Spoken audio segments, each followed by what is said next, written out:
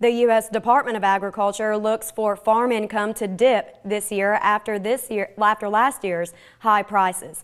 Exports are expected to decline. Market to Market's Mark Pearson reports.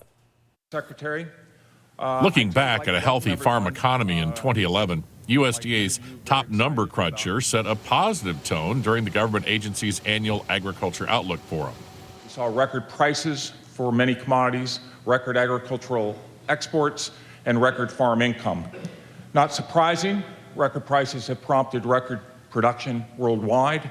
And as we saw over the last half of 2011, prices for many of the commodities have come down, again reflecting strong production levels. Glauber expects record figures for crop prices and net farm income to dip in 2012. According to USDA's chief economist, a lower dollar will keep overall U.S. exports competitive, but he predicted farm exports will drop slightly in the coming year.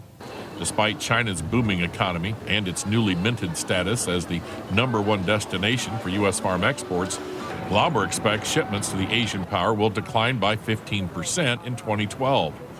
Nonetheless, China still remains a very, very important engine for these commodity markets, importing something like 60% of the soybeans traded in world markets. And this past year, almost 50% of the cotton exports ended up in China.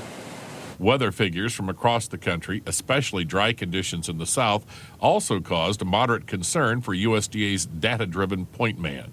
It's very premature to conclude much concerning yield prospects for 2012 crop. We still have a lot of time before plantings and before emergence, et cetera. But I think that nonetheless, weather is going to be a key concern this year, particularly in the regions highlighted on this map. Speaking to 2,000 attendees at the USDA's annual Ag Outlook Conference, Secretary of Agriculture Tom Vilsack projected a positive future for America's farmers and ranchers. Were he alive today, President Lincoln would marvel at what American agriculture has become. But he would also challenge us to prepare agriculture and rural America for that vast tomorrow.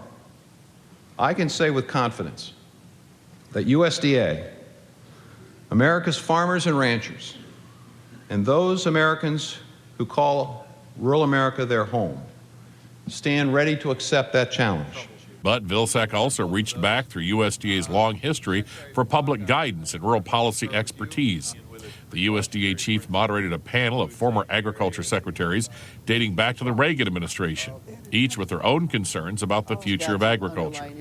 John Block, President Ronald Reagan's first USDA secretary, pinpointed biotech critics as chief obstructionists to feeding a growing global population. That genetic engineering is criticized and challenged. There's some critics that they don't even know what they're talking about. They don't rely on science. They just try to scare people.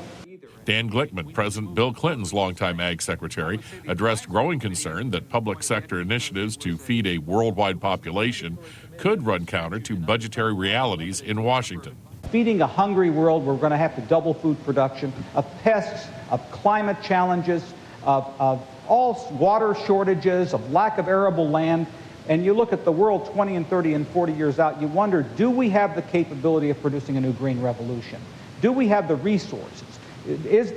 Are the taxpayers willing to publicly fund these things in order that we invest in the long-term future of this business like we did in the 1960s?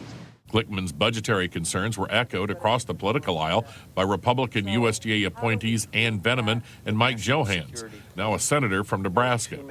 The Obama administration released figures requesting a USDA budget of $154.7 billion, a fraction of the $3.8 trillion request.